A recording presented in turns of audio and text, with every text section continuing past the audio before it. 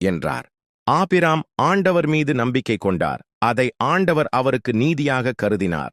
ஆண்டவர் ஆபிராமிடம், இந்நாட்டை உனக்கு உரிமைச் சொத்தாக அளிக்க உன்னை கல்தேயரின் ஊர் என்ற நகரிலிருந்து இங்கு அழைத்து வந்த ஆண்டவர் நானே என்றார்.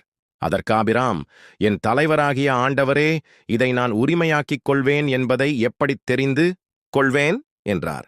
ஆண்டவர் ஆபிராமிடம், 3 வயதுள்ள இளம் பசு, 3 வயதுள்ள வெள்ளாடு, 3 வயதுள்ள செம்மறியாடு, ஒரு காட்டுப்புறா, ஒரு மாடப்புறா ஆகியவற்றை என்னிடம் கொண்டு வா என்றார்.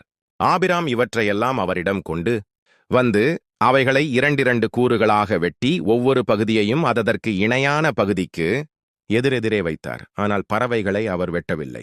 துண்டித்த உடல்களை பறவைகள் தின்ன வந்தபொழுது ஆபிராம் அவற்றை விரட்டிவிட்டார். கதிரவன் மறையும் நேரத்தில் ஆபிராமுக்கு ஆழ்ந்த உறக்கம் வந்தது. அச்சுறுத்தும் காரிருள் அவரை